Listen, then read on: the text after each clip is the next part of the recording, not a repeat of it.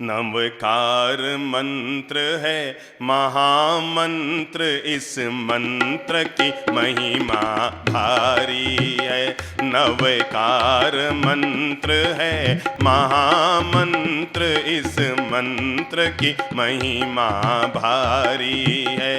आगम में कही गुरुवर से सुनी, अनुभव में इसे उतारी है। अरिहंताणम पद पहला है, अरि आरती दूर भगाता है।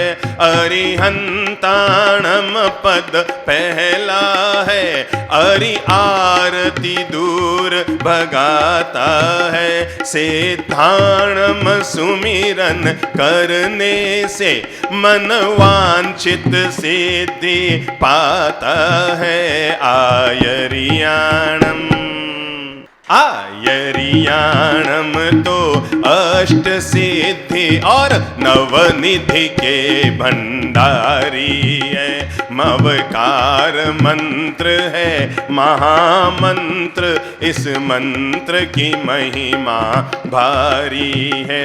उवछायाणम, आज उवछायाणम है, आनंद ले लो।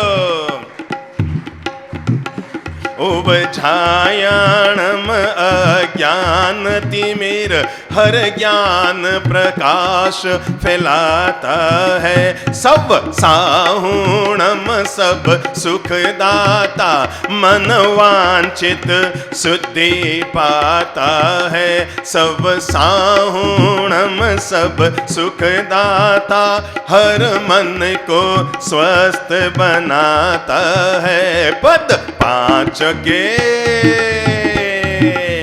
हो, पद पांच के सुमिरन करने से मिट जाती सकल बीमारी है।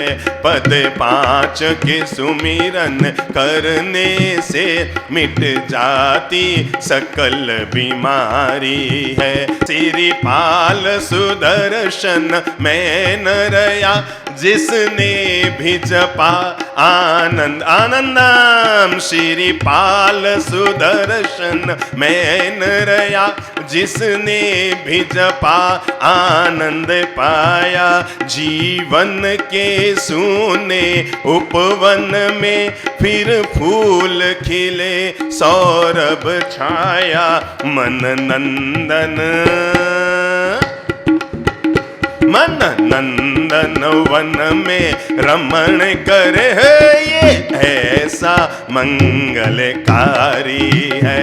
मन नंदन वन में रमण करे, ये ऐसा मंगलकारी है। नवकार मंत्र है महामंत्र, इस मंत्र की महिमा भारी है। इस मंत्र की महिमा भारी है। आज हम महामंत्र नमोकार की आराधना करते हुए चौथा पद है, सब बोलो। आज हम क्या जाप करेंगे? ओम ह्रीं नमो उवज्झायाणम, ओम ह्रीं नमो उवज्झायाणम, ओम ह्रीं नमो उवज्झायाणम। महामंत्र नमोकार का सिद्ध चक्र महामंत्र का हम अर्थ समझते हैं। नमो अरिहंताणम का मतलब होता है अरिहंतों को नमस्कार हो। नमो सिद्धाणम का मतलब होता है सिद्ध भगवंतों को नमस्कार हो।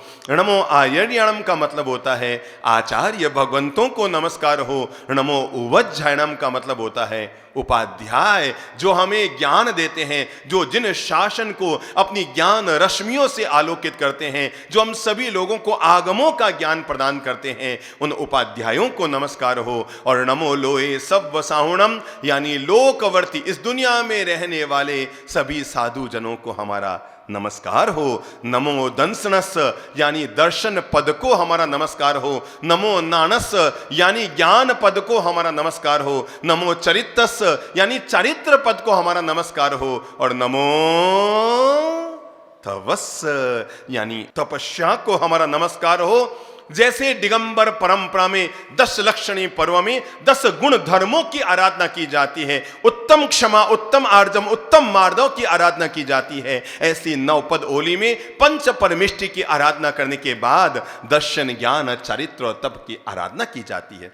आज का पद है नमो उवज्झायणम, यानी उपाध्याय भगवंतों को हमारा नमस्कार हो।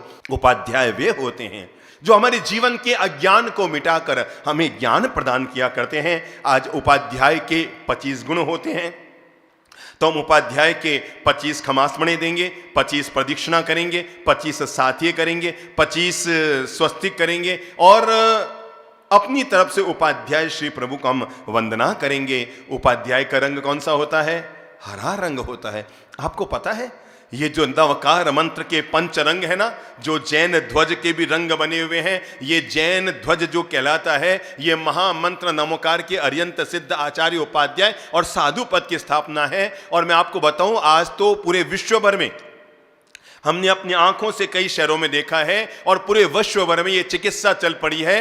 ये अरियंत सिद्ध आचार्य उपाध्याय और साधु के जो पंच रंग हैं, इन 5 रंगों के आधार पर मनुष्य के रोगों के चिकित्सा का निदान हो रहा है। क्योंकि जिस जिस रंग के साथ हम उस पद का अगर पारण और जाप करते हैं, आपने देखा होगा जैसे आज हम एम्बिल करेंगे तो जो लोग वर्ण का एम्बिल करते हैं, आज पता है वो क्या स्वीकार करेंगे? आज मूंग लेंगे, हरा रंग, यानी आज हर चीज को हरे हरे हरे हरे रंग से जोड़ेंगे। तो जो हम उपाध्याय पद का जाप कर रहे हैं, वो हरितिमा हमारे भीतर साकार हो जाएगी। नमो उवज्झायणम तपसज्जाए रत सदा द्वादश अंगनो ध्यातारे उपाध्यायते आत्मा जगबंधव जगनो भ्रातारे। उपाध्याय कौन होते हैं? जो सदा तप और संयम में रमण करते हैं। किसमें? जो सदा तप में और संयम में रमण करते हैं और जो द्वादशांगी यानी आगमों का ध्यान करते हैं, वे उपाध्याय जगत बंधु होते हैं, जगत वत्सल होते हैं और जगत के भाई तुल्य होते हैं। यानी वे हमें जीवन का वो ज्ञान प्रदान करते हैं, वे गुरुजन हमें जीवन का मार्गदर्शन देते हैं। सोचो अगर जीवन में गुरु न होते तो मैं बताऊं क्या होता? अगर न होते जीवन में गुरु तो नहीं होता हमारा जीवन कभी शुरू। गुरु से जीवन शुरू होता है। ये उपाध्याय गुरु पद के जो 3 पद हैं, कौन कौन से? मैंने कहा था ना, नवकार मंत्र में देव गुरु धर्म तीनों साकार हैं, अरियंत और सिद्ध देव हैं, आचार्य उपाध्याय साधु क्या है? गुरु है। और दर्शन ज्ञान चरित्र और तप, बोलो बोलो बोलो, क्या है? धर्म है। दर्शन ज्ञान चरित्र तप, ये धर्म के पंथ है। और मैं आपको बता रहा हूं, अब गुरु में भी उपाध्याय बीच के हैं, यानी सेतु का काम करते हैं। साधु और आचार्य, इन दोनों की कड़ी को जोड़ने का जो सेतु का काम करता है, उसका नाम उपाध्याय होता है। वे उपाध्याय जो हमारे जीवन के अज्ञान को दूर करते हैं, वे उपाध्याय जो हमें जीवन में सद्मार्ग को प्रदान करते हैं। जब तक व्यक्ति सद्मार्ग को जानेगा नहीं, जब तक व्यक्ति सद्मार्ग को समझेगा नहीं, जब तक व्यक्ति सद्मार्ग का जीवन में बोध प्राप्त करेगा नहीं, तब तक व्यक्ति अपने जीवन में उसका आचरण कैसे करेगा? जीवन में सम्यक आचरण से पहले जरूरी है सम्यक ज्ञान। जब तक व्यक्ति सम्यक ज्ञान को प्राप्त नहीं करेगा, सम्यक बोध को प्राप्त नहीं करेगा, तब तक व्यक्ति ठीक है कर रहा है, लोग कर रहे हैं इसलिए हम भी कर रहे हैं, लोग ऐसा बोले इसलिए हम भी बोल रहे हैं, लोग मंदिर जा रहे हैं इसलिए हम भी जा रहे हैं, लोग उपवास कर इसलिए हम भी कर रहे हैं, लोग कर रहे हैं इसलिए हम ना करें। हम इसलिए करें क्योंकि हमने अपने विवेक से सदगुरुओं के सानिध्य में बैठकर, गुरुजनों के पास बैठने से, उनका दिव्य सानिध्य लेने से, उनके दिव्य सत्संग और प्रवचन सुनने से हमें जीवन का बोध प्राप्त होता है। आपको पता है अनगिनत आत्माओं ने गुरुजनों के सानिध्य में उनके पास जाकर अपने जीवन का कल्याण किया है। अब तक इस धरती पर लाखों करोड़ों लोग हैं जिन्होंने गुरुजनों के प्रवचन सुनकर अपने जीवन में नॉनवेज का त्याग किया। लाखों करोड़ों लोग ऐसे हैं जिन्होंने संतों के प्रवचन सुनकर अपने जीवन में व्यसनों का त्याग किया।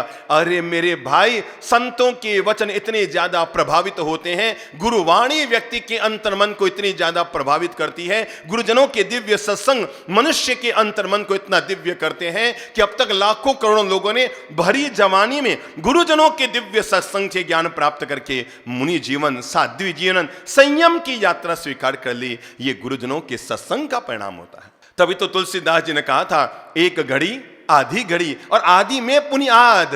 इसका मतलब क्या हुआ? अगर आपको लगता है आप 1-1.5 घंटे जाकर गुरुजनों के सत्संग कर सकें, अच्छी बात है। और आपको लगता है आप ये भी ना कर पाए तो आधे घंटा सही। आपको लगता है इतना भी समय नहीं है तो कहते हैं आधी में पुनी आध। 1 घड़ी कर सको तो अच्छी बात है, 12 मिनट कर लो, 6 मिनट कर लो, अरे 2 मिनट सही। गुरुजनों के दर्शन करने मात्र से जीव धन्य हो जाता है। उस नगर के भाग्य खुल जाते हैं जहां गुरुजन आते हैं, उस परिवार के भाग्य खुल जाते हैं जहां गुरुजन आते हैं। उस परिवार के भाग्य के क्या कहना जहां पर गुरुजन जाकर आहार स्वीकार करते हैं। अरे मेरे भाई, जीवन में हजार हजार जन्मों का पुण्यदय होता है, तब कहीं जाकर व्यक्ति को सदगुरु की प्राप्ति होती है। जैसे सूरज पूरी दुनिया का अंधेरा मिटाता है, ऐसे कोई ज्ञानी गुरु हमारे मन का अंधेरा मिटाता है। तभी तो हम बचपन से 3री और 4थी क्लास से जीवन का ये पाठ पढ़ते आए। गुरु गोविंद दोनों खड़े, आगे बोलो, काके लागू पाए। अरे बलिहारी गुरु आपकी जो गोविंद दियो बताए। अरे हम गुरु पद की पूजा इसलिए करते हैं, आज हम दादा बाड़ियों में जाकर दादा गुरुदेव की पूजा इसलिए करते हैं क्योंकि उन्होंने हमें जिन धर्म प्रदान किया, उन्होंने हमें पवित्र मार्ग प्रदान किया, उन्होंने हमें ईश्वर के मार्ग पर चलने की रोशनी प्रदान की। ये गुरुजन होते हैं जिनके सामीप्य में पाकर हम जीवन का अंधेरा दूर करते। मैंने कई बार देखा है, लोग हमारे यहाँ आते हैं, प्रवचन सुनते हैं, सत्संग सुनते हैं, टीवी में सुन सुनकर लोग अपने जीवन को बदल लेते हैं। मैं आपको कैसे बताऊं, इस साल जब प्रत्यक्ष में तो लोग सुनने को नहीं आ सके, पर टीवी में सुन सुनकर हजारों लोगों ने अपने जीवन के व्यसनों का त्याग किया, अपने जीवन की बुराइयों का त्याग किया, अपने क्रोध का त्याग किया। हजारों लोगों की सूचनाएं आती है, साहब हम भाई भाई अलग थे, एक साथ रहने लग गए, हमारे आपस में दूरियां बन गई थी, हम प्रेम से रहने लग गए, हमारी बोलचाल बंद थी, हम मिलने जुलने लग गए, हमारा आना जाना बंद था, हमने क्षमापना कर लिया। गुरुजन पहला काम करते हैं, हमारी चित्त की दशा को निर्मल करते हैं। जब तक व्यक्ति की विचार दशाएं निर्मल नहीं होती, तब तक व्यक्ति अहंकार में, ईगो में, अभिमान में, वैर विरोध में जीता है। लेकिन जैसे ही व्यक्ति के चित्त की दशाएं निर्मल होने लग जाती है, उनके गुरुजनों की पवित्र वाणी को सुनकर, वैसे व्यक्ति के विचार बनते हैं। जैसे व्यक्ति का विचार बनता है वैसे व्यक्ति के आचार बनते हैं। जैसा व्यक्ति का आचार होता है वैसा व्यक्ति का व्यवहार बनता है। जैसा व्यक्ति का व्यवहार होता है वैसी उसके जीवन की शैली होती है। अच्छा रखना है जीवन तो अच्छे रखो विचार, अच्छे रखनी है अगर जीवन शैली तो अच्छी सुनो प्रभु की वाणी। अरे जिनेश्वरों की वाणी, गुरुजनों की वाणी अगर हम सुनते हैं, हमारे जीवन का कल्याण होता है। एक पत्नी समझा समझा कर हार जाती है कि आप गुस्सा करना छोड़ दो। एक पत्नी समझा समझा कर हार जाती है कि वैर विरोध का त्याग कर दो।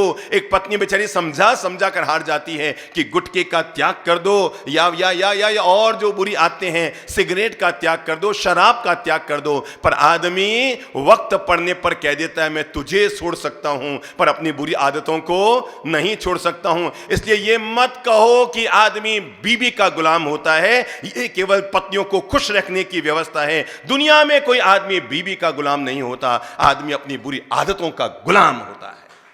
ये हम केवल महिलाओं को खुश रखने के लिए कहते हैं कि आदमी बीबी का गुलाम होता है। अगर बीबी का गुलाम होता है तो धर्म पत्नी ने कहा था ना आपको 1000 बार।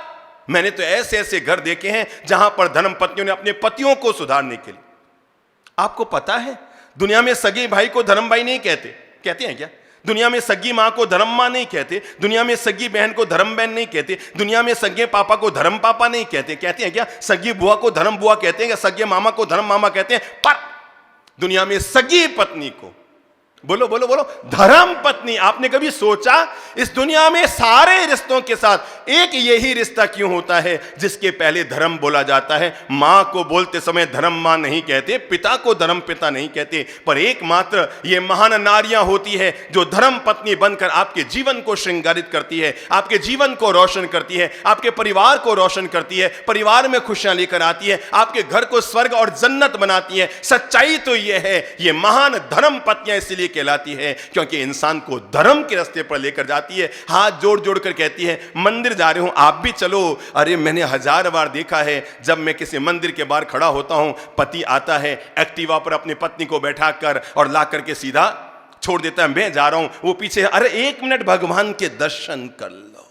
ऐसे किस्से सबके जीवन में हुए। हुए हैं ना। इसलिए ये महान नारियां जब पत्नी बनती है तो इनके नाम के साथ क्या मिलता है? धर्म पत्नी। क्योंकि पत्नी इंसान को पतन के रास्ते नहीं ले जाती, वो धर्म के रास्ते ले जाती है, इसलिए वो धर्म पत्नी कहलाती है। और मैं इसीलिए तो आप लोगों को जीवन की ये महान प्रेरणा देना चाहता हूं कि जब ये पत्नियां भी हार जाती है अपने पतियों को सुधारने में, तब जिनकी सबसे बड़ी भूमिका होती है सुधारने में, उन भगवंतों का नाम होता है गुरु भगवंत, उपाध्याय भगवंत, जो हमें पवित्र शास्त्रों से जीवन का मार्गदर्शन देते हैं और हमारे जीवन का उद्धार करते हैं। कल दशहरा संपन्न किया और मैं आपको बता दूं, चलो आज हम दशहरा से जीवन का पाठ समझकर और फिर आगे बढ़ते हैं। दशहरा को और क्या कहते हैं? विजयदशमी कहते हैं ना, विजयदशमी। विजयदशमी का मतलब क्या होता है? जब व्यक्ति 10 चीजों पर विजय प्राप्त करता है। रावण का दहन करना मात्र कोई विजयादशमी नहीं है। अरे रावण तो कब का मारा गया, केवल हम उस प्रतीकात्मक रूप से रावण का दहन करते हैं। रावण के दहन करने से ज्यादा जरूरी है हम सबके भीतर एक छुपा हुआ जो रावण बैठा है, हर आदमी को चाहिए कि अपने भीतर के रावण को निकालकर आदमी उसका दहन करे। आदमी के भीतर जब विजयादशमी की 10 बातें उठा रहा हूं तो विजयादशमी जो हमें कहती है विजय करो 10, यानी 10 चीजों पर जो व्यक्ति अपनी 10 बुराइयों पर विजय प्राप्त कर लेता है वो जीवन की बाजी जीत लेता है। और जीवन की पहली बुराई जिससे रावण की प्रतीकात्मक बुराई है, और वह है व्यक्ति के भीतर पलने वाला अहंकार। हर आदमी को चाहिए वो विजयदशमी के दिन पहला संकल्प ये करें, मैं अपने भीतर के अहंकार को क्या कर रहा हूं?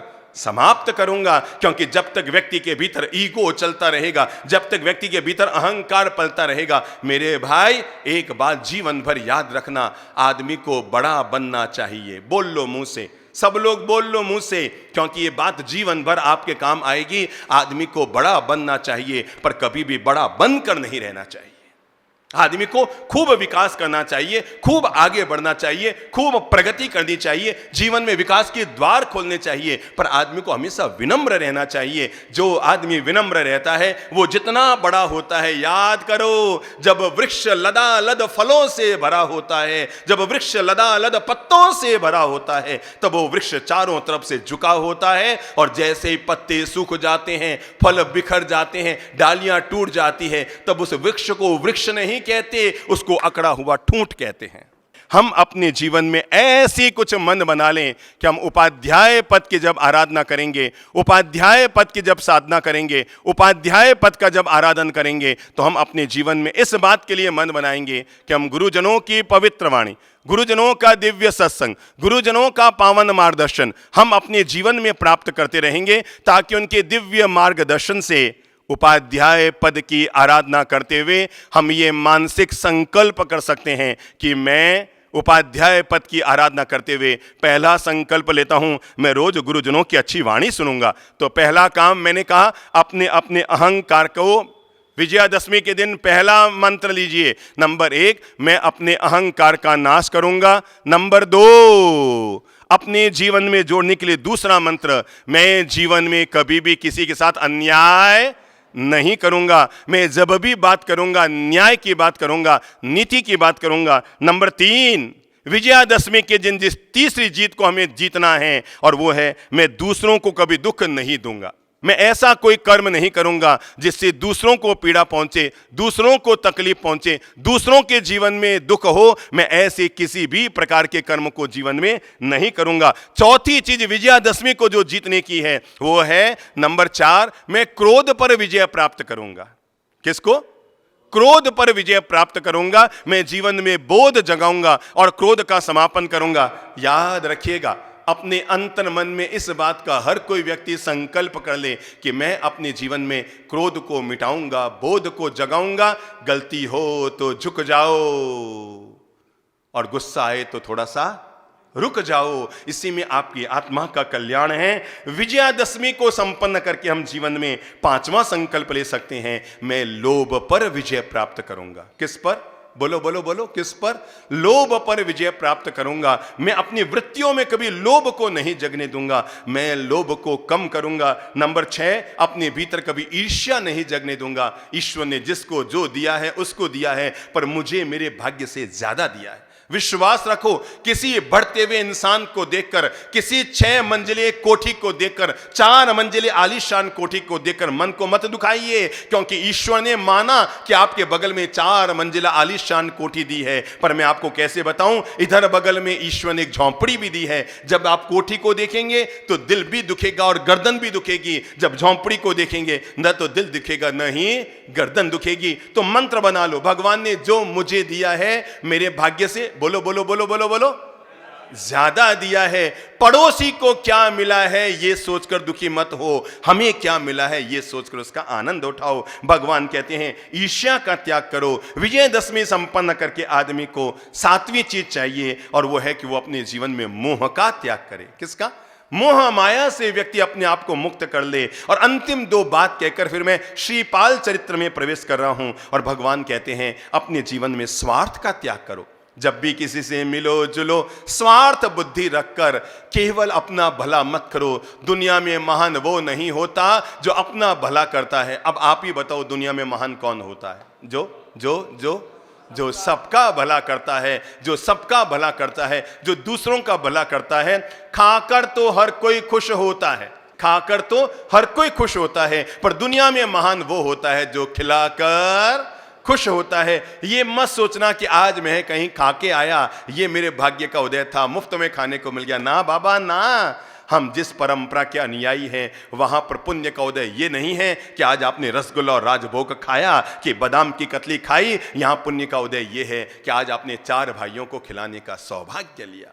और जो अंतिम बात, विजयदशमी संपन्न करके जब हम 10वीं जीत जीवन में हासिल करते हैं, क्योंकि जीत तब हमारी होती है जब इंसान अपने भीतर की कमजोरियों को जीत लेता है। और 10वीं जीत मैं आपको कहूंगा वो है, मैं कभी भी किसी से वैर विरोध नहीं करूंगा।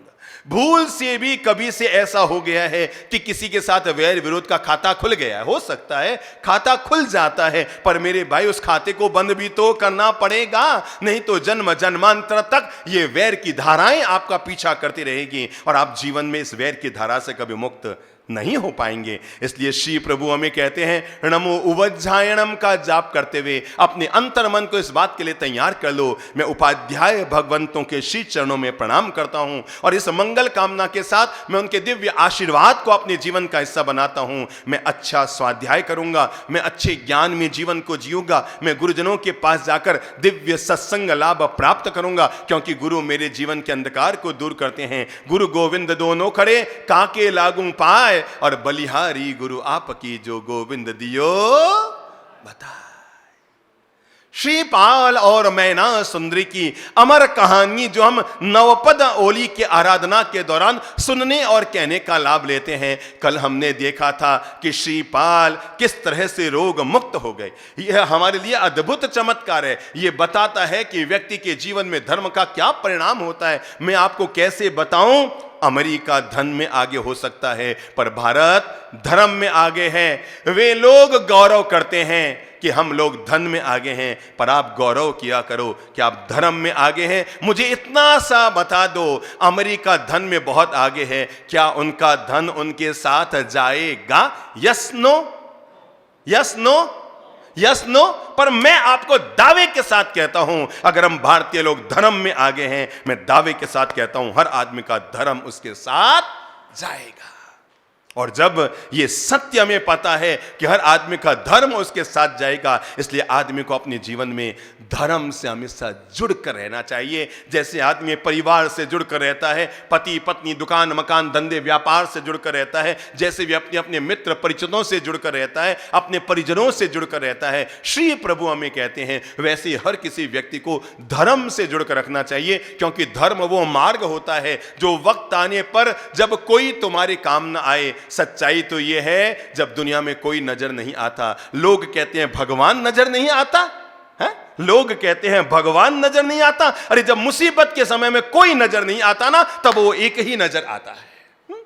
भगवान तो हमारे लिए ऑक्सीजन की तरह है। किसकी तरह? बोल लो, किसकी तरह? ऑक्सीजन की तरह है। याद रखना, ऑक्सीजन हमें नजर तो नहीं आता, ऑक्सीजन का हम एहसास तो नहीं कर सकते। कोई कहीं एक मुट्ठी ऑक्सीजन दिखाओ तो हम दिखा नहीं सकते, पर जैसे बिना ऑक्सीजन के हम जी नहीं सकते, वैसे ही महात्मा गांधी कहा करते थे, बिना ईश्वर की आराधना के जीवन का कोई अर्थ नहीं होता है। बिना ऑक्सीजन के जीवन का कोई पर्याय नहीं होता है। वैसे ही बिना प्रार्थना, बिना ईश्वर की अर्चना, आप देखो तो सही क्या अद्भुत चमत्कार होता है। अरे तब नहीं, अब भी होते हैं।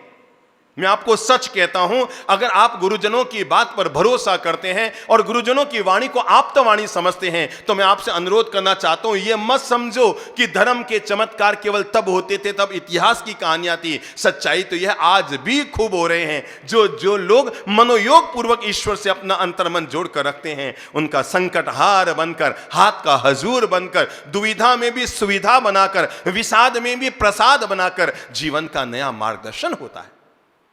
हमने देखा किस तरह से श्रीपाल का कोढ़ का रोग दूर हो गया, और वो परम प्रतापी पुण्यवान महापुरुष केवल अपने ही कोढ़ के रोग तो दूर नहीं करता, जिन 700 कोढ़ियों ने उसकी जान बचाई, वो सबसे पहले उन 700 कोढ़ियों को बुलाते हैं और महामंत्र नमोकार की आराधना करते हुए, सिद्ध चक्र महामंत्र की आराधना करते हुए, उनका पूजन पाठ करते हुए और भगवान के प्रक्षालित जल को श्रद्धा पूर्वक सिद्ध चक्र महामंत्र की आराधना करते हुए, चक्रेश्वरी और विमलेश्वर देव की आराधना करते हुए वो जल को छिड़कते हैं और 700 के 700 कोढ़ मुक्त हो जाते हैं। मैंने खुद ने अपने जीवन में सैकड़ों हजारों बार देखा है, भगवान का प्रक्षालित जल अगर शरीर पर छिड़क दो, अरे रोग मुक्त हो जाता है, कंचन सी काया हो जाती है जब भगवान के प्रक्षालित जल का उपयोग हो जाता है। मुझे याद है, हम जब कलकत्ता में थे, मैंने देखा था एक महानुभाव, रिश्ते में हमारे गृहस्थ जीवन के सगे भाई थे और उनकी बिटिया रानी केवल 1.5-2 साल की थी, 2 मंजिल से नीचे गिर गई। हम हक्के बक्के रह गए और मार्बल पट्टे पर आकर नीचे गिरी, हम हक्के बक्के रह गए, अचानक क्या हो गया। लेकिन भाई साहब इतने श्रद्धाशील थे, बिल्कुल बगल में जाम ठहरे हुए थे मंदिर के उपाश्रय में, उसके एक दीवार मंदिर था, वो दौड़कर वहां गए और जाकर सीधा आधी कटोरी चांदी के प्याली में भगवान का प्रक्षालित जल लेकर आया और 4 बार 3 बार या 5 बार नवकार मंत्र का जाप करते हुए बच्ची पर छिड़का। मैं आंखों से मैंने ये दृश्य देखा, बच्ची खड़ी हो गई, 2 मंजिल से मार्बल पे गिरी बच्ची आज भी जीवित है और आराम से चल फिर रही है। मैंने कहा डॉक्टर को दिखा दो, कि जब भगवान को दिखा दिया तो डॉक्टर की कहां जरूरत है। यह श्रद्धा और विश्वास की बात होती है। और उनका नाम है अशोक भाई साहब दफ्तरी, जिनकी बेटी की मैं घटना बता रहा हूं। मैं ये बता रहा हूं कि अगर व्यक्ति श्रद्धा पूर्वक अपने मन को जोड़ लेता है ईश्वर के साथ, तो जैसे श्रीपाल का रोग दूर हुआ, अभी तो रोग दूर हुआ, आप आगे देखो, रानी कमल प्रभा बूढ़ी हो चुकी थी, अपने पुत्र की तलाश में चारों ओर भटक रही थी और भटकते भटकते वह भी उसी नगरी में पहुंच गई, उज्जैनी नगरी में पहुंच गई। और जब वो देखती है कि मंदिर में दर्शन करने के लिए जब वो प्रवेश करने चाह रही है, कि तभी मंदिर से जो राजकुमार निकल कर आता है। भला मां अपने बेटे को कैसे ना पहचान पाएगी। 1 मिनट में रानी कमल प्रभा श्रीपाल को पहचान जाती है। ओ, ये मेरा बेटा। ममता उमड़ जाती है। श्रीपाल अपनी मां को पहचानता है, श्रीपाल मां के शीश चरणों में प्रणाम करता है, मां गले से लगाती है और मां को समझते ये देर नहीं लगती कि ये श्रीपाल अरे राजकुल में पैदा हुआ, ये तो कर्म की रेख बीच में आ गई और अब तो वापस इसके भाग्य का उदय हो रहा है। और वो सुंदर सी राजकुमारी उसके जो साथ है, मां कमल प्रभा को समझते देर नहीं लगती कि ये उसी की धर्म पत्नी है। श्रीपाल जैसी मां के गले लगते हैं, तब रानी मैना सुंदरी श्रीपाल के साथ ही अपनी मां के चरणों में झुकते हैं, प्रणाम करती है। और श्रीपाल तब सारी बात कमल प्रभा को बताते हैं कि किस तरह से सारा का सारा खेल हुआ। मुझे कोढ़ हो गया था, लेकिन ये तुम्हारी बहू रानी का पुण्य प्रभाव है। भगवान जन्म जन्म तक किसी भी घर में अगर बहू दे तो ऐसी बहू दे जैसी मैना सुंदरी जैसी बहू आई श्रीपाल की जिंदगी में, धर्म पत्नी आई कि जिसने न केवल कोढ़ का रोग दूर कर दिया, आप तो रिद्धि सिद्धि संपत्ति का दाता बना दिया। कहते हैं श्रीपाल अपनी मां के साथ अपने आवास पर आते हैं और जब यह खबर रूप सुंदरी को लगती है कि इस तरह से उसकी बेटी का पति रोग मुक्त हो गया, और जब बात ही बात में कमल प्रभा श्रीपाल का परिचय देती है रूप सुंदरी के सामने, मैना सुंदरी के सामने, तो मैना सुंदरी गर्व से फूल जाती है और रूप सुंदरी तो गर्वोन्नत हो जाती है, अपने भाग्य पर कहती है, ओ सब लोग कहते थे मैना के कैसा कर्म का उदय आया, कैसा कर्म का उदय आया। ओ ये तो दुनिया के सबसे यशस्वी राजा राजा सिंहरथ के सुपुत्र श्रीपाल हैं। अरे हमारी किस्मत खुली कि ऐसा जमाई हमें मिला है। जब ये सारा राज खुलता है तो रूप सुंदरी का भाई यानी मैना सुंदरी का मामा, क्या नाम, पुण्यपाल, वो अपने कंवर साहब को, अपनी भांजी को, सबको सत्सम्मान अपने महल में ले आता है। वहां पर श्रीपाल मैना सुंदरी के साथ, अपनी मां कमल प्रभा के साथ आमोद प्रमोद के साथ जीवन जी रहे हैं। एक दिन दोनों गवाक्ष में बैठे हैं। कौन कौन? श्रीपाल एंड मैना सुंदरी दोनों गवाक्ष में बैठे हैं और नीचे जो कोई नृत्य मंडप मचा हुआ है, नृत्य मंडप चल रहा है, वो उसका आनंद ले रहे हैं। तभी उधर से राजा प्रजापाल गुजरते हैं। राजा प्रजापाल उधर से गुजरते हैं और जब नृत्य मंडली को देखते हैं क्षण भर वे भी रुकते हैं और अचानक उनकी नजर जाती है गवाक्ष की ओर। देखते हैं गवाक्ष में मैना बैठी है। एक बार मैना को देखकर उनको क्रोध आता है, लेकिन उसके बिल्कुल बगल में, और वो इस भाव से बैठा है कि जैसे उसका पति ही है। राजा प्रजापाल किंग कर्तव्य विमूढ़ हो जाता है कि मेरी बेटी ने ये कौन सा पाप किया। बड़ी ऊंची ऊंची धर्म की बातें करती थी, बड़ी ऊंची ऊंची तत्व ज्ञान की बातें करती थी, बड़ी ऊंची ऊंची कर्म की बातें करती थी, और इसके ये कर्म, लगता है मैंने तो कोड़ी के साथ इसका विवाह कराया, इसने उसका तो त्याग कर दिया है और इसके मामा ने किसी दूसरे के साथ इसका रिश्ता करके विवाह कर दिया है। ओहो, ये कुल कलंकिनी निकली। और मैं भी कैसा पागल, अरे वो बच्ची थी तो बच्ची, मैं भी तो बचपन कर गया। अरे मुझे तो कम से कम विवेक रखना चाहिए था, अपनी बेटी का विवाह इससे नहीं कराना चाहिए था। और वो इस तरह से बड़ा मन से आकुल व्याकुल हुआ। तब मैना सुंदरी ऊपर से पहचान गई, दौड़कर नीचे आई, पिता को प्रणाम करा। पिता ने कहा दूर रह, मुझसे दूर रहे, तू कुल कलंकनी है। अरे तुझे अगर ऐसा ही पाप करना था तो फोगट में तूने राजसभा में अभिनय क्यों किया कर्म और धर्म और इन सब बातों का। उसने कहा हे पिताश्री, आप मन के क्रोध का त्याग कीजिए। मैंने पहले ही कहा था मनुष्य जीवन में जो पाता है अपने भाग्य और कर्म के वसात पाता है, और शुभ कर्म का उदय आता है और अशुभ कर्म का नाश होता है। तो जीवन में जो अशुभ चीज मिलती है वो भी शुभ में तब्दील हो जाती है। और हे पिताश्री, सच्चाई तो ये है, ये वही कोड़ी है, ये वही कोड़ी राणा अंबर है। आपने मुझे अपने कर्मों का फल देने के लिए जिसके साथ विवाह किया। पर कहते हैं ना, जाको राखे साईं मार सके ना कोई। जिसके भाग्य, जिसकी किस्मत, जिसके नसीब, जिसके कर्म अच्छे होते हैं उसका परिणाम भी उस सूर्य से अच्छा देता है। हे पिताश्री, आपने तो मुझ पर क्रोधित होकर यह परिणाम किया, पर आपका यह क्रोध ही मेरे लिए वरदान बन गया।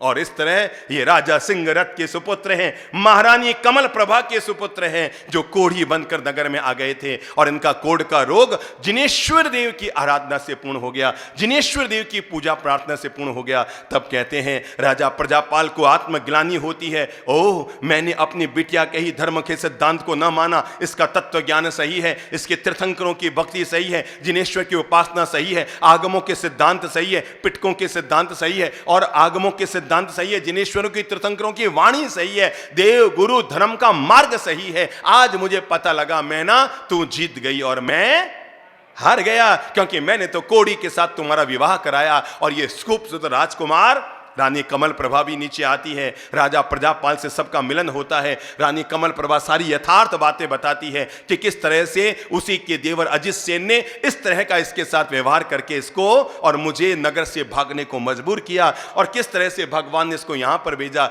ये सब तीर्थंकर प्रभु की कृपा है, ये सब अरिहंतों की कृपा है, ये सब सिद्धों की कृपा है, ये सब सिद्ध चक्र महामंत्र का प्रभाव है। और तब कहते हैं राजा प्रजापाल धूमधाम से, आनंद हर्षोल्लास से राजा प्रजापाल श्रीपाल, मैना सुंदरी, कमल प्रभा, रूप सुंदरी को धूमधाम के साथ आग्रह करके राजमहल में लेकर आता है। मिच्छाम दुक्कड़म देते हैं किनको, अपनी ही बेटी को, कि बेटा तुम्हारे साथ जो गलत व्यवहार किया मैं क्षमा मांगता हूं, पर आज मुझे भरोसा हो गया जिनागम सही है, तीर्थंकरों की वाणी सही है। और सब लोग वहां पर मिलकर सिद्ध चक्र की भक्ति करते हैं, आराधना करते हैं, पूजा करते हैं। राजा प्रजापाल भी सिद्ध चक्र मंत्र से अपने अंतर्मन को जोड़ते हुए कहते हैं, ओ तो आज पता लगा नवपद ओली के क्या क्या चमत्कार होते हैं। ये 9 दिन की आयंबिल की तपस्या, ये 9 दिन तक सिद्ध चक्र महामंत्र का जाप, ये 9 दिन तक 9 देव वंदन, चैत्य वंदन, ईश्वर की भक्ति, आराधना, माला जाप, ये सब यूं ही नहीं जाते, ये यूं ही नहीं किए जाते। इन सब के पीछे गहरा रहस्य है। इन सब में जिनेश्वर देवों के महान चमत्कार, जिन शासन के छिपे हुए हैं, और अब तक अनगिनत लोगों ने ये परिणाम पाए हैं। कहते हैं दिन पर दिन बीते और एक दिन श्रीपाल घोड़े पे बैठा हुआ नगर में भ्रमण कर रहा था। और जब जब श्रीपाल नगर में भ्रमण करता, नगर की सुकन्याएं, नगर की नारियां उन्हें देखने के लिए अपने अपने गवाक्षों में, दरवाजों पर आ जाती, क्योंकि इतना सुंदर राजकुमार पूरे शहर में, पूरे उज्जैनी में एक भी ऐसा राजकुमार इतना सुंदर नहीं था जैसा श्रीपाल था। कहीं से वो गुजर रहे थे, इतने में एक बच्ची ने मां से पूछा, मां ये जो सुंदर राजकुमार जा रहा है ये कौन है? तो मां ने कहा, बेटा मैं इसका नाम तो नहीं जानती, पर ये हमारे राजा है ना, उनके जमाई है, उनके दामाद है। जब श्रीपाल ये सुनते हैं तो उनको लगता है, ओह ये गलत हो रहा है। जिस व्यक्ति की पहचान पिता के नाम से होती हो वो मध्यम है, जिस व्यक्ति की पहचान ससुर के नाम से होती हो वो अधम है, लेकिन जिस व्यक्ति की पहचान अपने महान कर्मों से होती हो वही दुनिया में महान होता है। मैं अपनी पहचान को अब यहीं तक सीमित नहीं रखूंगा, अरे मैं अब अपने कदम आगे बढ़ाऊंगा। ससुराल में ज्यादा रहना, वैसे भी वो क्या हुआ, एक जमाई ससुराल गया, अब तय है कि ससुराल में आओ भगत तो होगी, 3 मिठाइयाँ 4 सब्जियां, ये वो अटरम पटरम कटरम। और रोज तो घर में स्टील की थाली में खाता था, आज चांदी की थाली, चांदी की कटोरियां, चांदी के चम्मच में। माल आपने भी खूब टिकाए हैं ना, खाए हैं, तो वो खूब खूब आओ भगत हुई। 1 दिन 2 दिन 3 दिन जमाई को लगा यार फालतू घर जाना ही नहीं, अब तो यही रहना, इतनी आओ भगत होती है। 1 दिन बीता, 2 दिन बीते, 3 दिन बीते, 4 दिन बीत गए, तो फिर घर में सुगबुगाहट तो होती है ना। क्या अब क्या सुगबुगड़ा, ये सोचो तो क्या यज्ञ है, क्या यज्ञ। और इतनी आव भगत कर रहे थे, इतना मान मनोहार कर रहे थे, इतने लड्डू पेड़े लाभ से खिला रहे थे, इतने बादाम की गतियां, नाश्ते में बादाम और काजू और किशमिश, और दोपहर में 3 मिठाइयां, और दोपहर में जूस, और शाम को भोजन, रात को दूध, पता नहीं कितना लाड़ चल रहा था। पर चौथे दिन क्या हुआ, सबके मन में आया, कंवर सकत जावेला आवेला तब आवेला, पर आने के बाद एक ही दिमाग में रहता है कि कद जावेला। तो सबके मन में आयो कंवर सकत जावेला, कंवर सकत जावेला। 3 दिन बीतिया, 4 दिन बीतिया, कंवर सा तो जावण रो नाम ही नहीं लेवे, टिकिया तो टिके ही है, नाम ही नहीं लेवे, निकल रहो। साड़ियों को लगा, तो फिर उन्होंने पूछा, और कंवर साहब क्या विचार है, कब की टिकट बना रहे हैं? फिर रिजर्वेशन हाथों हाथ मिलेंगे नहीं तो पहले बना लेते हैं ना। फिर उन्होंने कहा, नहीं नहीं नहीं, मैं तो आराम से रुकने के मूड में हूं। उन्होंने नीचे जाके बताया, अब घर में पूरे में सुगबुगाहट हो गई है। तो सालियों को लगा अब ऐसे तो ये जमाई साहब निकलने वाले नहीं हैं, तो रात को तो अंदर सोए थे। साड़ियों ने मार्कर पेन लिया और कमरे के बाहर लिख दिया। पहले तो जमाई ने लिखा साड़ियों को समझाने के लिए कि सासरा सुख आसरा। क्या लिखा? कमरे के बाहर लिख दिया ताकि अब कोई पूछे ही नहीं उसको कि कब जाओगे। सासरा सुख आसरा। साड़ियों को लगा ये तो टिक ही गया, खिसकने वाला ही नहीं है जमाई साहब। तो जमाई 2 दिन तो अच्छा लगता है, उसके बाद तो जानता हुआ ही अच्छा लगता है। तो सालियों ने अगले दिन लिख दिया 3 दिन का आसरा। उसने क्या लिखा? सासरा सुख वासरा। तो सालियों ने लिख दिया 3 दिन का आसरा। जमाई कौन सा कम था, उसने लिख दिया हम तो रहेंगे 6 मास। क्या लिखा? हम तो रहेंगे 6 मास। सालियों ने लिख दिया ले दंताली और काटो घास, आ जाओ 6 मास आराम से रहो, पर क्या करो, चलो अब खेत में। 3 दिन लाड़ प्यार दुलार हो गया। ले दंताली, दंताली समझ गए, खेत में है घास काटने के लिए। तो ले दंताली और काटो घास, फिर रहो आराम से 6 मास। जमाई को लग गया दाढ़ गलने वाली नहीं है। दोपहर में उठाई सूटकेस, सासू जी जाऊं। और समय रहते श्रीपाल राजकुमार को जीवन का यह विवेक मिल गया कि सासरा सुख आसरा, पर 3 दिन का वासरा। इससे ज्यादा ससुराल में रहना ठीक नहीं। और तब उन्होंने अपनी मां कमल प्रभा से कहा कि मां, मुझे पता है अब जो मैं बात उठाऊंगा उससे आपको भी तकलीफ होगी, मैना को भी तकलीफ होगी, पर हर किसी व्यक्ति को अपने भाग्य और पुरुषार्थ की परीक्षा करने के लिए घर से बाहर तो निकलना ही पड़ता है। जो व्यक्ति परिवार के मोह में फंसा रह जाता है वो कभी अपने पुरुषार्थ और भाग्य का कभी भी उपयोग नहीं कर पाता है। इसलिए हे मां, अगर आप रजा दें, बिना आपकी रजा के तो मैं आंख भी ऊंची नहीं कर सकता, पांव एक कदम भी नहीं बढ़ा सकता, क्योंकि आप मेरी महान उपकारी मां हैं। हैं? आप मेरी महान उपकारी माँ है, जन्म दिया, पाल पोस कर बड़ा किया, वो तो ठीक है, पर आज मैं इस धरती पर हूं वो भी आपकी बदौलत हूं माँ। तो मैं आपसे रजा लेना चाहता हूं, मैं जाना चाहता हूं अपनी भुजाओं का परीक्षण करने के लिए, अपने कर्म योग का परीक्षण करने के लिए, अपने पुरुषार्थ का परीक्षण करने के लिए, अपनी मेहनत का परीक्षण करने के लिए मैं जाना चाहता हूं, अपने भाग्य की परीक्षा करने के लिए जाना चाहता हूं। माँ पहले तो बहुत समझाती है, बेटा अकेली इतने दिन से मैं तुम्हारे बिना जी हूं, अब फिर कैसे रहूंगी। लेकिन मां को लगता है माता शत्रु पिता बैरी ये न बालो न पाठिता न सोबते सभा मध्य हंस मध्य बकोयता। वो मां और वो पिता शत्रु और बैरी होती है, जो मोह में पढ़कर अपने बच्चों के विकास को रोक दिया करती है, उन्हें पढ़ा लिखा कर तैयार नहीं करती है। वो बच्चा ठीक वैसे ही शोभायमान नहीं होता, जैसे हंसों की सभा में कोई कौवा आ जाए तो जैसे शोभायमान नहीं होता, वैसे ही जो बच्चा अपने जीवन में अपने भाग्य के फूल नहीं खिला लेता है, वो कौवे की तरह हंस की सभा में हमेशा बैठा रह जाता है। और तब मां कहते हैं, बेटा अगर तुम्हारी ऐसी इच्छा है एक बार मैना से भी बात कर ले। वो युग था जब पहले व्यक्ति अपनी मां के कान में डालता था, फिर पत्नी के कान में डालता था। अब तो सब निर्णय होने के बाद केवल मां को, मम्मी मैं जा रही हूं। मम्मी के क्यों बेटा? नहीं मम्मी मैं निर्णय कर लिया, हमारा जाना तय है। सीधे यहीं पर पहले पूछा जाता था, अब बताया जाता है। और वो भी आप हां में हां भरो तो बताएंगे, और जिस दिन हां में ना कह दिया तो बताना भी बंद। तो श्रीपाल ने मैना से अनुरोध किया। मैना तो सुनते ही हिल गई अंदर से, हे नाथ कैसी बात करते हो, सोच नहीं सकती हूं। और अगर फिर भी आपका निर्णय है कि आपको जाना है, तो मेरा भी निर्णय है कि मैं भी काया की छाया बनकर साथ चलूंगी, और मैं भी आपके साथ जाना चाहूंगी। मैं अकेले आपको नहीं जाने दूंगी, मैं साथ चलूंगी। श्रीपाल कहते हैं, मैना अरे जब व्यक्ति को अपने भाग्य का पुरुषार्थ का काम करने जाना होता है ना, उसे अकेले निकलना पड़ता है। और अगर सोचो तू साथ चलेगी तो माँ भी साथ चलना चाहेगी, तो सोचो मैं कोई परिवार को लेकर चलना चाहता हूँ या अपने भाग्य और पुरुषार्थ की परीक्षा लेने जाता हूँ। मैं ना, अगर तुम बड़प्पन दिखा सको, मैं बिना तुम्हारी रजा के तो कोई निर्णय कर ही नहीं सकता, क्योंकि आज हूं मैं जो कुछ भी हुआ आपकी इनायत है। क्या कहा श्रीपाल ने मैना को? कहा आज मैं जो कुछ हूं वो तुम्हारी इनायत है, तुम्हारे धर्म के बदौलत आज मेरे जीवन में पुण्य जगह हैं। पर अगर तुम रजा दो तो मैं बहुत जल्दी लौट कर आ जाऊंगा, पर मैं चाहता हूं अपने बलबूते जीवन का विकास करूं। आने वाले कल को यह ना कहलाए कि मैना अपने पीहर में रही और दामाद अपने ससुराल में रहा और पराश्रित जिंदगी जिएंगे। हे रानी तुम मुझे रजा दो, तुम देखो मैं शीघ्र लौट कर आऊंगा।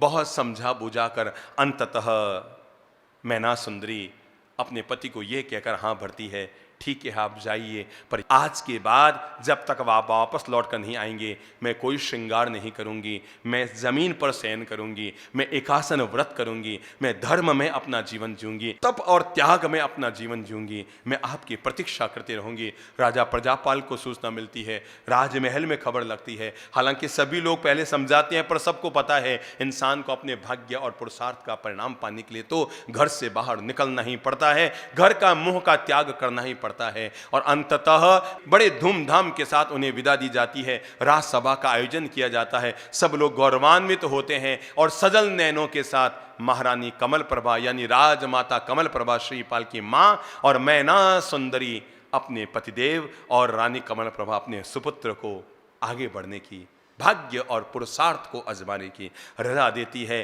तब श्रीपाल अकेला निकल पड़ता है, लेकिन जैसे ही वो राजमहल के बाहर पांव रखते हैं कि मैना सुंदरी पीछे से आती है और आकर कहती है, हे प्रभु, हे मेरे नाथ, अगर आप भूल सकते हैं तो मुझे भूल जाना, कोई दिक्कत नहीं।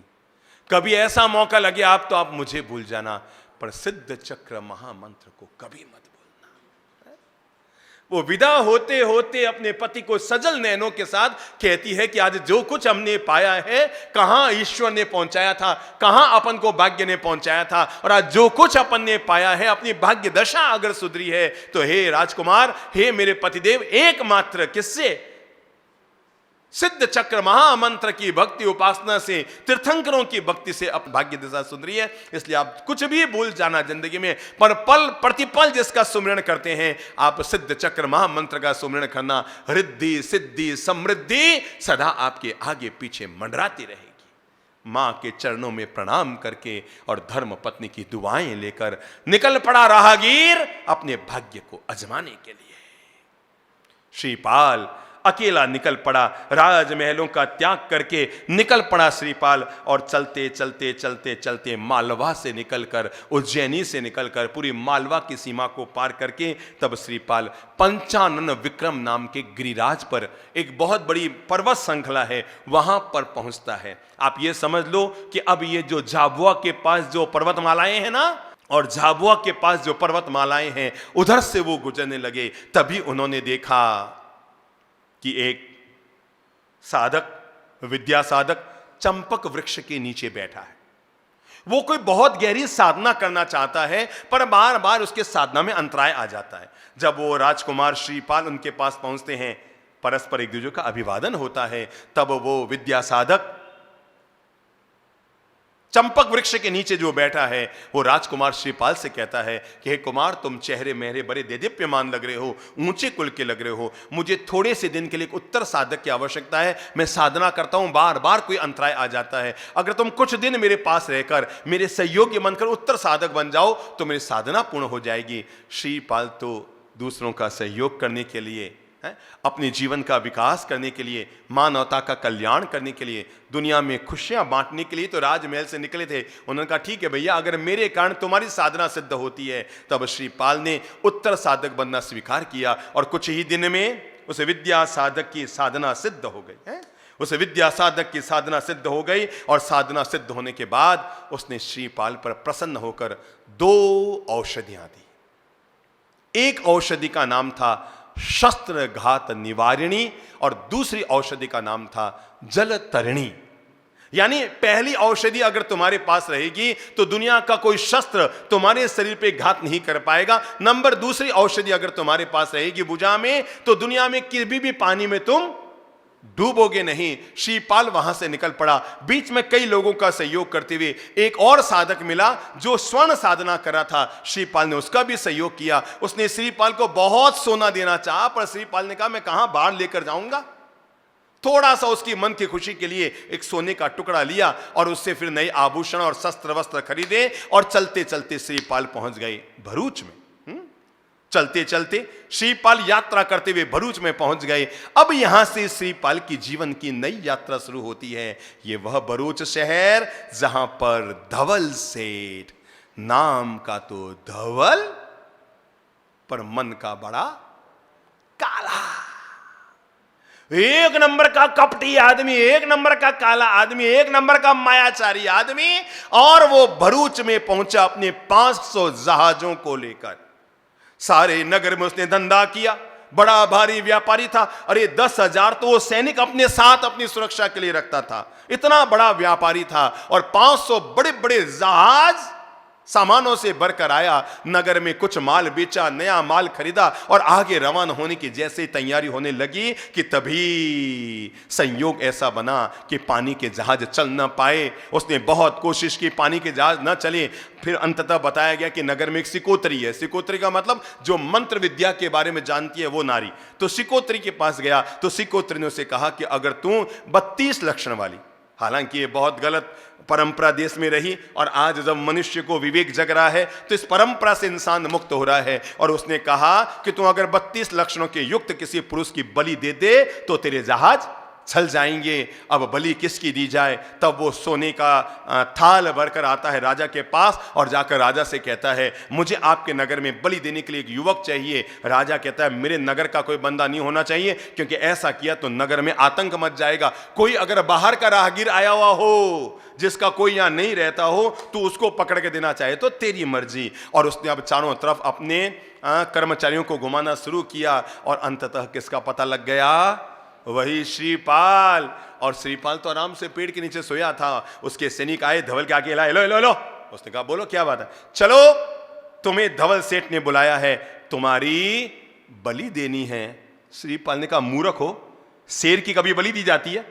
उसने कहा जाके अपने धवल सेठ को बोल दो कि शेर की बलि नहीं जाती, बलियां हमेशा किसी कमजोर की दी जाती होगी। अरे बलवान की बलि देना तो तुम्हारे हाथ में भी नहीं है। इंसान बड़ा कमजोर होता है, बलवान की बलि नहीं दे सकता, कमजोर की बलि देना चाहता है। और तब कहते हैं वो कर्मचारी आकर धवल को कहते हैं, धवल अपने सारे सैनिकों को भेजता है, 10,000 सैनिक श्रीपाल को पकड़ने आते हैं, पर उसके पास तो खुद शस्त्र विद्या में निष्णात और उसके पास क्या थी, शस्त्रघात निवारिणी।